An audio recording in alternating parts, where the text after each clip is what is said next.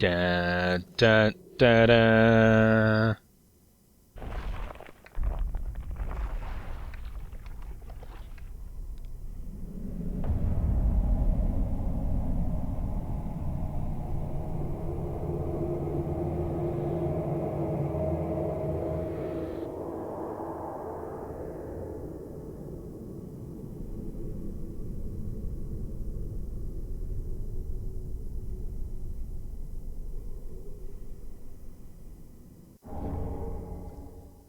And by doing so, we gain 3 more dark sigils.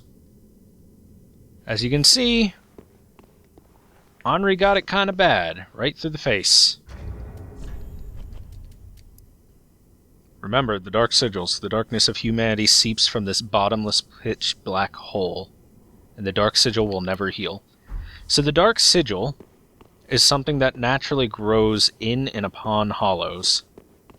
And as more grow, and as more come by, they start hollowing out more and more. However, for some reason, the Champion of Ash is able to take on many dark sigils, and the way to do this was to absorb the dark sigils of Henri into myself, bringing me to a total of 8 after my base of 5. And with that, Henri is now our wife. Now, we just picked up a new ring.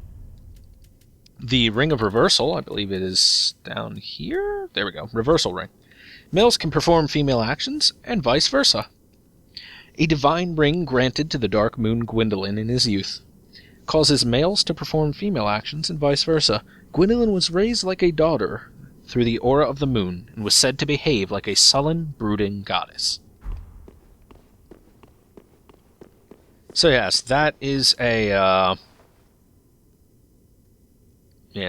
that is a ring that will... It basically lets you gender swap your actions. Even your walking becomes female/male by comparison to normal, but it doesn't change your voice or anything. Come back here, we get the chameleon spell off of the corpse of that pilgrim. And I believe I have to hit a bonfire, but we can get another thing off of Henri's corpse in the near future. So let's go ahead and get this ember and pull this lever.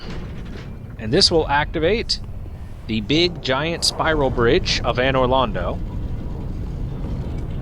So yes, while they kept it quote-unquote secret for quite some time that this is Anor Londo, this is like 1000% Anor Londo. They kept it secret with quotes, I should say. Because, you know, it's kind of obvious.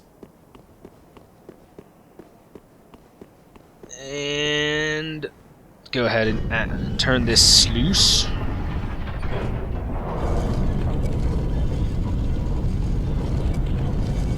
And we will go all the way up, and look, we can see all this architecture out there.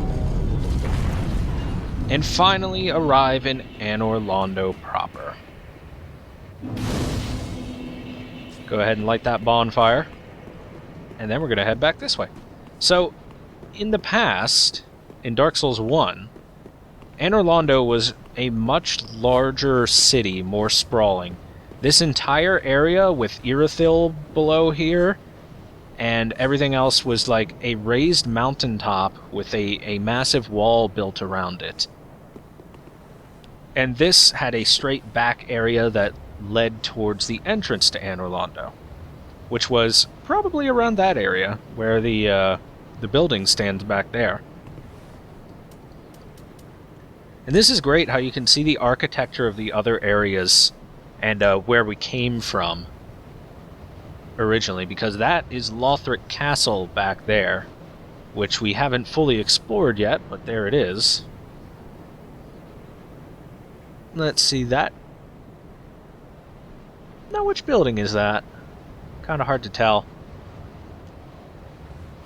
But we look down there, we can see all of Irithyll from way up here.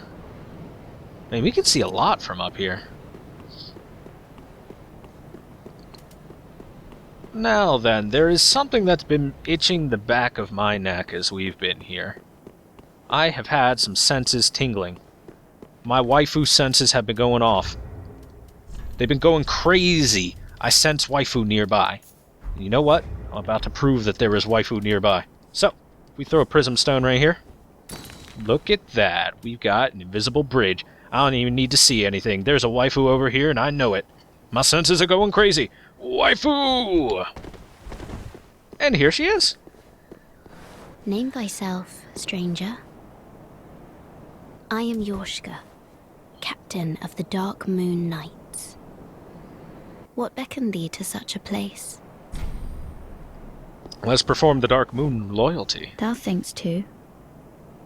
Very well. Captain to this knightless company I remain. I will grant thee purpose.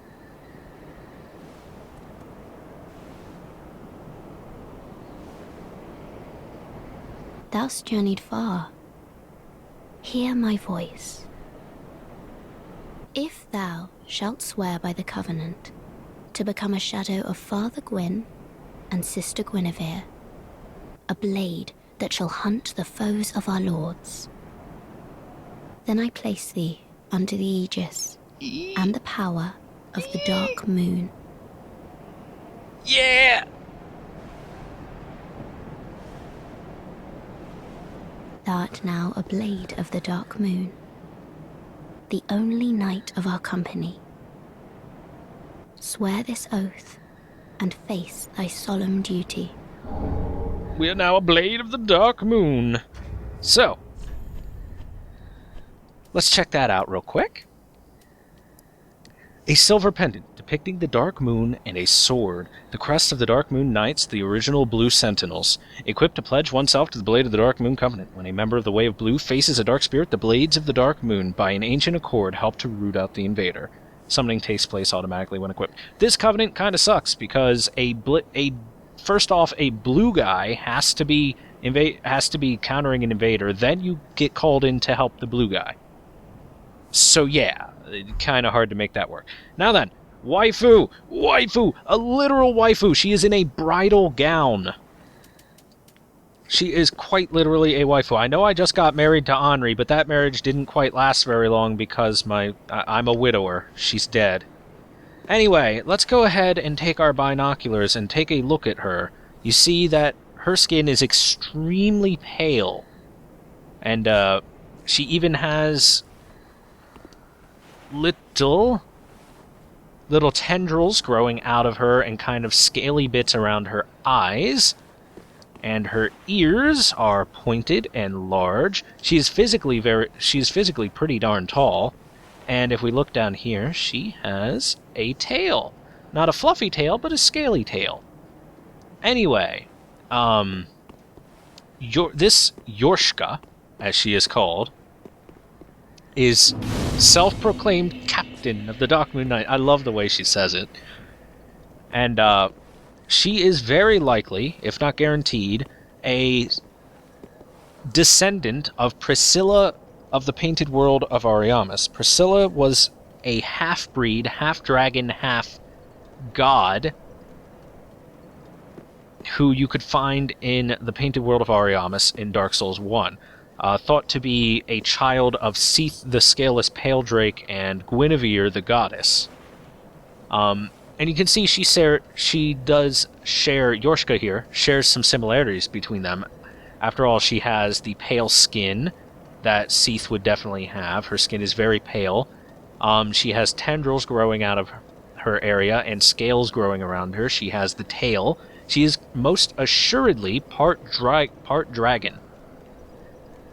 And probably part god because of her physical size. In addition, you can see that she is kind of cut off from the rest of the world. The only way to get here was via Invisible Bridge. And there's no way out other than via, well, falling. So she's kind of a prisoner here more than anything.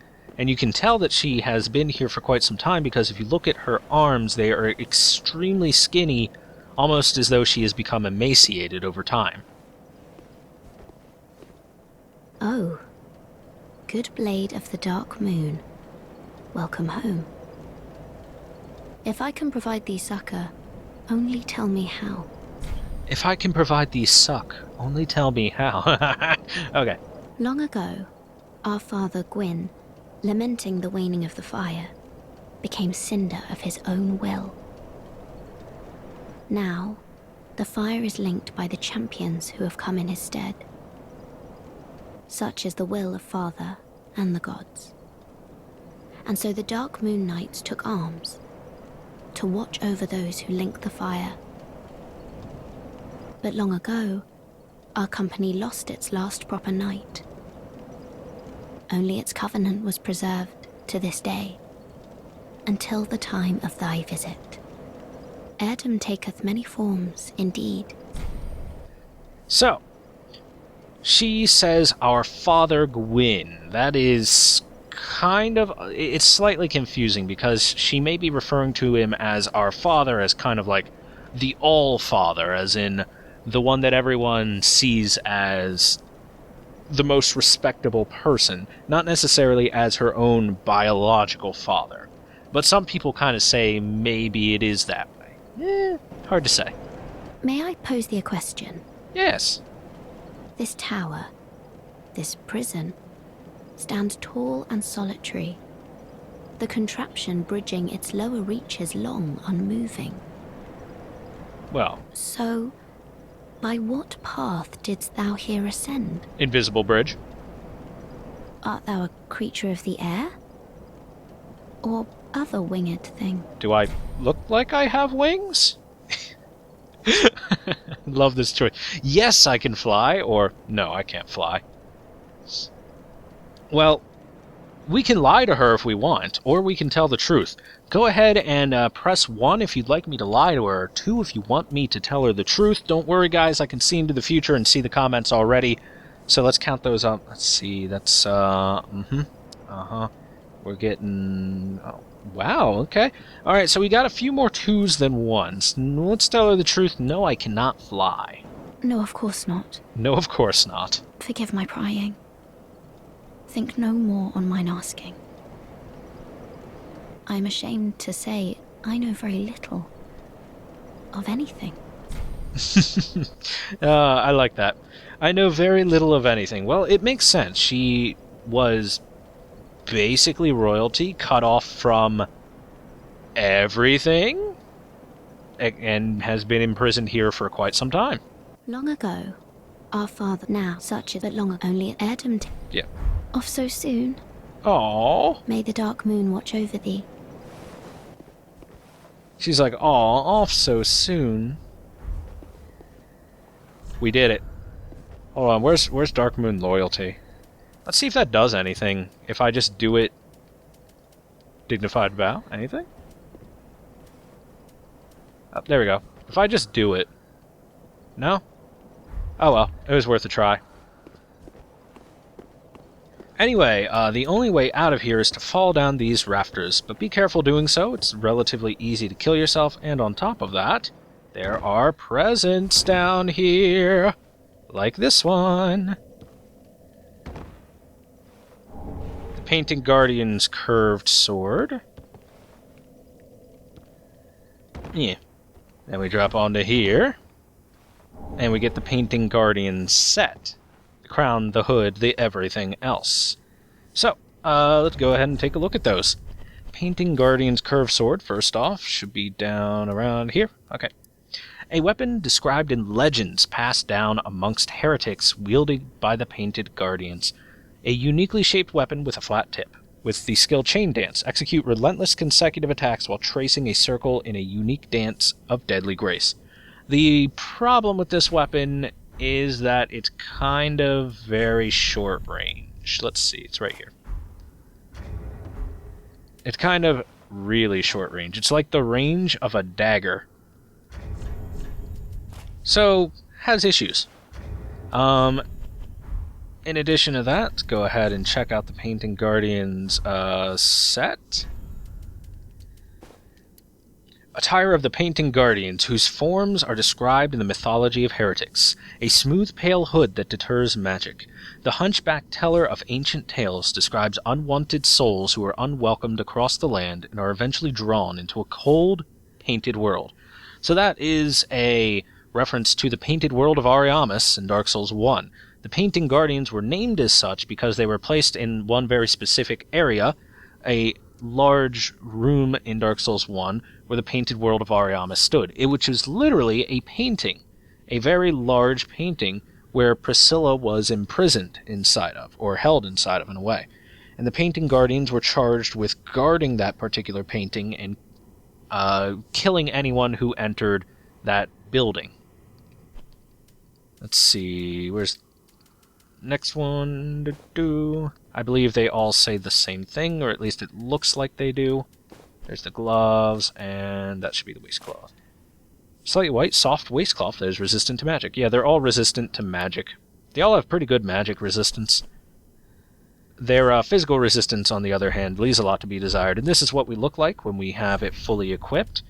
And then we can equip the Immolation Tinder. Two-hand it. And now we are the spirit of white power. White power! Okay. I'm sorry, but it's very easy to look racist in the Painting Guardian set. For anyone that doesn't want to look like a racist, don't wear the whole set. It kind of looks like the clan. It kind of really looks like the clan, just a little bit, especially if you're walking around with a flaming cross as your weapon. Anyway, we're going to look like the clan for a little while, because the Painting Guardians were relatively cool. Let's see, down here. Anyway, these drops are pretty easy, but you can mess them up. If you want a little bit more safety during the drops, you can always equip the cat ring. But, whatever.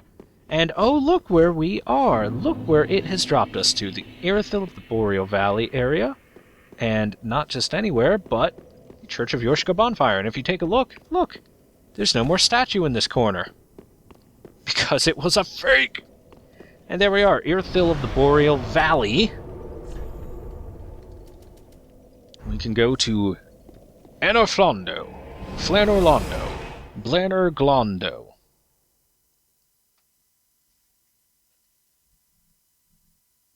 The Anor Londo bonfire.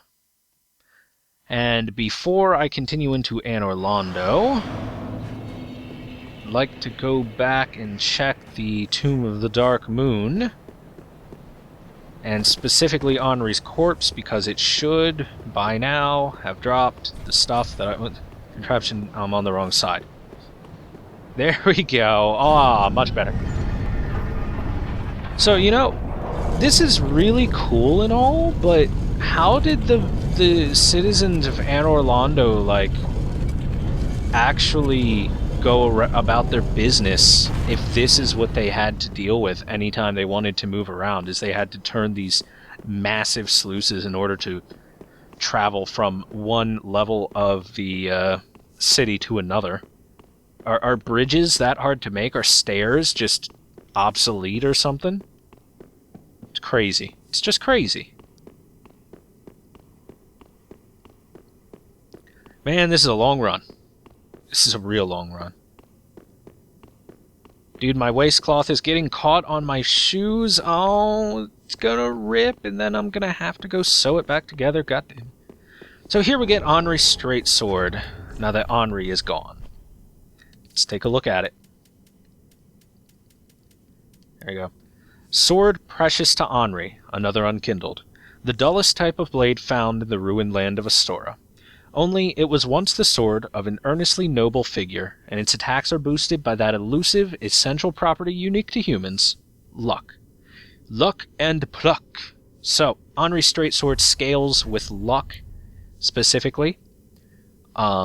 It also has a tiny bit of face scaling, but mainly it scales with luck, which is actually pretty interesting, because if you level up a bunch of luck, luck helps out with your bleed and poison procs. So if you're looking to go with some sort of bleed weapon, Henri's straight sword is pretty darn good for it, because you naturally want to build luck, and then you build it with Henri's straight sword, and then you're just able to bleed people a lot easier. Which is why it is the speedrun route sword. Anyway. Ah, well. Let us give Easterner's Ashes. Passing let I only. And this will allow us to purchase some new items. The Eastern leggings. Distinctive leggings made in an Eastern land. The exquisite craftsmanship and artistic design made these prized pieces in the collection of any nobleman. Offers excellent damage absorption, particularly from slashing attacks from katanas, which are commonly encountered threats in battles fought in the East. So this is Shiva of the East set from Dark Souls 1. It's actually got a really nice chest piece, and the helm is pretty darn cool too. I've always liked them. In addition, we can get the Favor set, Leggings of Favor, Leggings of the Pitiable Embraced Knight.